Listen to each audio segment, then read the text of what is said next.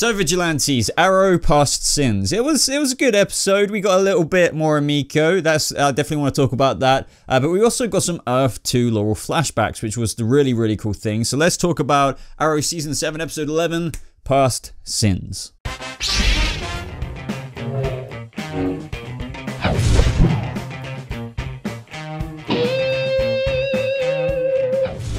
What is up, Vigilantes? Welcome back to a brand new Arrow Season 7 video, and this is my review for Episode 11, Past Sins. Now, this episode, I will have to say, even though it contains some, important stuff, which I definitely will talk about and praise, it did feel kind of like a filler episode in the sense that there wasn't a whole lot of stuff going on, and I'm not blaming it for that. Filler episodes aren't always mega bad. Not every episode can tackle the main plot point, otherwise it would be half a season. Emiko Queen's episode was heavily, well, it was all basically last episode. So, but the main stuff this episode was, as I just said, the backstory with Laurel, the past haunting her in a sense, but the past also haunting Oliver with, if you remember, his father killed the other person on the raft, which we'll talk about a little bit later, and it may or may not be his son who is seeking answers and revenge. But if you want to stay up to date with more Arrow reviews just like this, guys, and breakdowns, of course, subscribe to the channel, and of course, like this video if you do go on to enjoy it, as it really does show your support for the channel and just shows me that you like the video and the content. So in this episode, I like how they started off with that, I don't know, interview, if you will, on that, was it like News 52 or like a Channel 52? Anyway, with a reporter, and Oliver was just essentially talking about how, I think he was essentially talking not only to Star City, but to Emiko. It was like addressing Emiko throughout that whole conversation, since she wants nothing to do with him, as we learned in this episode as well. We saw that from the trailers. Basically, from what we saw in the trailer, was all of Emiko we got in this episode. She doesn't want anything to do with the queens. They only care about themselves, bloody blah, blah, blah. And I felt kind of sorry for Oliver, but I do get where she's coming from. She will, as soon as Felicity in this episode said that she'll come around, I was just like, well, yeah, she doesn't really have anything against Oliver, apart from witnessing him her whole life having this privileged upbringing and wishing she could have been a part of that family. Another thing I will say in this episode is that I'm still really enjoying Felicity. This is the Felicity I want. If you watched my review last week, I praised Felicity there. She's not being annoying. There's no Felicity drama. She's quirky. She's cheerful. She's doing season 1-like stuff. The stuff where we kind of really enjoyed her character. She was there to investigate things, run tests, do her computer wizardy stuff. And that's kind of what happened this episode. But another big thing amongst fans this season is the relationship she has with Laurel. I definitely dig that in this episode as well. Those two are quite a cool duo to pair up with, and I feel like I'm really enjoying the way Felicity is kind of bringing out this good side of Earth 2 Laurel, aka Black Siren, or I guess we're just kind of calling her Laurel now, because there is a good side to her. It's just that she went dark along the way, and it is overall a good redemptive story.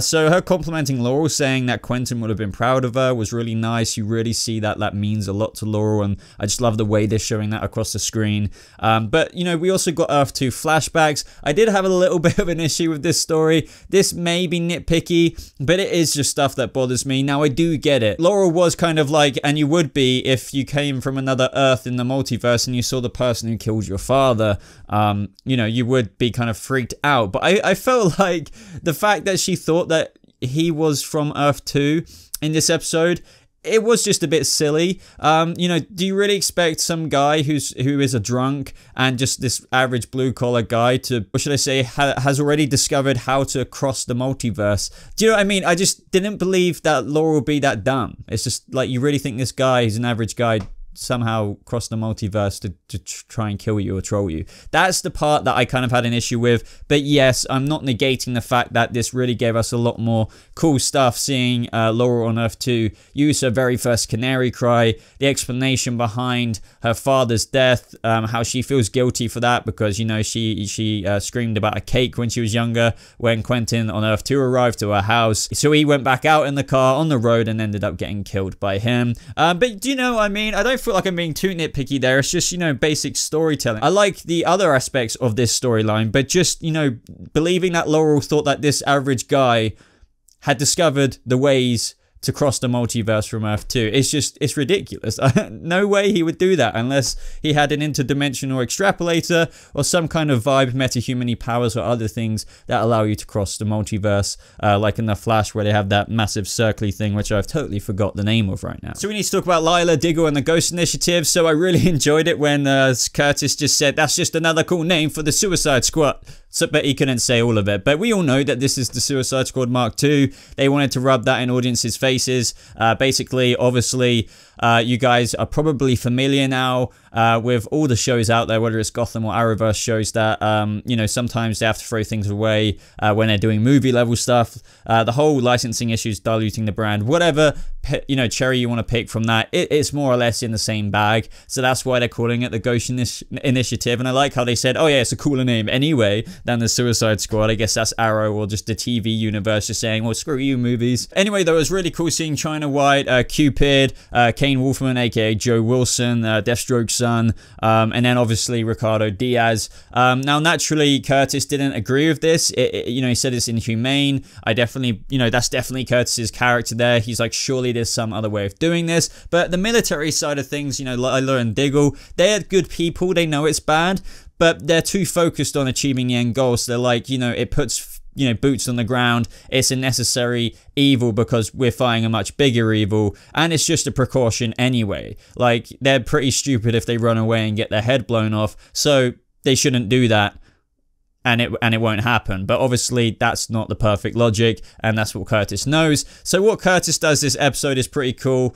He essentially sets up this simulation where actually, to be honest, I was believing it so far. So obviously Ricardo Diaz, he lets the others go. I kind of found it cool when he said, oh, you were stupid enough to give me drugs or something like that. I thought that this may have been a callback to when we still haven't got this explanation yet. I don't know if Arrow are going to do it, but do you remember back when the Longbow Hunters were quite prominent in this season? Earlier on, Ricardo Diaz injected himself in his office. He punched the wall. It kind of, well, we kind of nicknamed it strength juice. And we never really got a description for that. Maybe it's something similar to this previous season where he kind of did run with drugs. He gave Diggle some stuff that helped him fix his arm.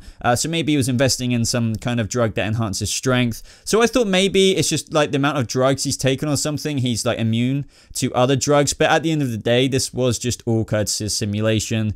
So really we'll never know if he is quite immune to drugs. You know, like some heroes and villains are. They've had enough of it and they've grown, their body's grown tolerant of it. But I still want an explanation behind the strength juice. Please, Arrow, give me an explanation behind that. Now, say what you will about Curtis, but I am enjoying him this season. I found it very courageous, you know, despite what happened before. At the time when I was believing this, you know, after being stabbed before by Diaz, he went up to him and just, you know, faced him boldly. But that is when he died. And I was just like, okay, so maybe this isn't real, but I kind of wanted it to be true. Nothing against the character of Curtis, but that I feel is the exact kind of stakes sometimes I like in shows where just suddenly a character dies. You had no idea what was happening. It didn't leak behind the scenes or anything like that.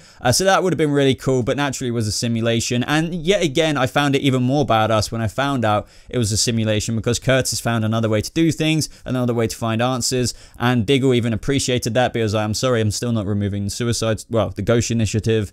But good work, Curtis, for figuring out that. And Diaz was really, really shook from this. But I have to say, when this was first starting, I was a little bit worried about this whole Argus storyline being a bit boring. But I have to admit, you know, the whole Dante storyline and him being this person who is like a financer behind dozens of terrorist attacks around the world is an interesting story. And I'm enjoying it so far, so I'm looking forward to see where Lila, Diggle, and Curtis progress this season with that. Back to the main story about Sam Hackett, because I believe his father, was it David Hackett? You guys remember season 1, Oliver's father essentially killed him so Oliver could survive, if you remember on the life raft. He shot him and then he shot himself. Sam Hackett thought possibly that he could still be alive if Oliver survived, since there was no closure. Now, I like this, you know, it was filler, but it was an interesting story, better than your average kind of Metro on the week of The Flash or average villain of the week on Arrow. you know, throughout the seasons, because you felt sorry for this person who was still yet trying to kill people and stuff like that. And I liked what Oliver said at the SCPD at the end in terms of how, you know, I should have given you closure all those years ago. Now, obviously, this doesn't condone the actions and trying to kill people through, you know, him being like an electrician or whatever and haywiring everyone with electricity. But, you know, it was a slightly more interesting story than just some guy being like, oh, I'm going to rob a bank and blah, blah, blah. This was connected to Oliver's past. It paralleled with Laurel's past in the episode. And that was cool. And not only that, Oliver ended up addressing this on that Channel 52, whatever you want to call it. And not only that reporter was kidnapped in the episode. I thought that was a cool moment as well when he used that trick arrow to just save him. But anyway, he let Star City know that, yeah, my father killed this guy's dad. I wasn't the only survivor technically. He would have survived if it wasn't for my father, blah, blah, blah. And as I said, this just shows Emiko Queen, who is watching this, that, wow, this guy, you know, as she says at the end of the episode, like, that I don't know, I can't remember exactly what she said, but it was essentially like respect. Like, you know, that was good of you to do. You're evidently not a typical queen or like Moira or her father years and years ago, and only caring about themselves and their privileged lives. So Emiko at the end was just like, maybe I'm ready to talk. So this essentially means that, you know, she's let her guard down. She's willing to give her brother a chance. And from here on out throughout the season, I'm not expecting it to be super best pals, brother and sister style, but things are going to move forward between those two, and maybe hopefully we'll see this somewhat new Team Arrow formed. I'm not saying that's going to happen, but you would have to think with her inevitably going to carry on this vigilanteism as the copycat Green Arrow, if you will. Oliver will still maybe work alongside her, even though he's a part of the SCPD and she's technically an outlawed vigilante. We're going to have to wait and see, but I'm looking forward to this relationship going forward. And then at the very end of the episode, we got that message in Dinah's car saying like, I'm going to kill every single one of you or something like that. I'm actually not entirely sure who this is. If I did, then how would I know that, I guess? But in the promo for next week, I believe, you know, I think there's some guy going around. It is the 150th episode, which is a cool thing within itself. But I guess I'll talk about that promo, so look out for that. But, you know, this adds another, ooh, what's going on here element at the end of this episode, which is definitely needed because, you know, we have these storylines going on with Argus, Oliver and Emiko, blah, blah, blah. And now we need something else to kind of make us excited for next week. What could that be? Oh, well, a mysterious message popping up in Dinah's car, which was kind of freaky. So that was pretty cool. So overall, I would give this episode, you know, it was a good episode. It was above average. I wouldn't give it a 9 out of 10, not an 8 out of 10. I don't really do ratings, but I'd say it's like a 7.5, which, you know, 5 being average. So that is well above average. But, you know, any closer to 10 means much, much, much, much better. So let me know what you thought of this episode down in the comments below, guys. Enjoying Arrow. Hope it, you know, this momentum's good, but I feel like it does need to pick up a little bit more serious pace in terms of, holy shit, the stakes are big. What's going to go on here and that? Because I'm not really feeling that at the minute. Everything feels kind of neutral at the minute. Not mega neutral, but you know what I mean. We need a bit more excitement. I guess you could say that bit at the end was a little bit of that, but I don't think that's going to connect to massive storylines. But we're going to have to wait and see. So subscribe, guys, if you want to see more reviews like this. Working on my promo breakdown next. Hope you enjoyed this video. If you didn't, hopefully you enjoyed one of my other videos. So check one of those out on my channel. I do cover a lot of other things. So thank you so much for watching, everyone. I hope you have a lovely rest of your day. And I'll see you in the next video. Goodbye.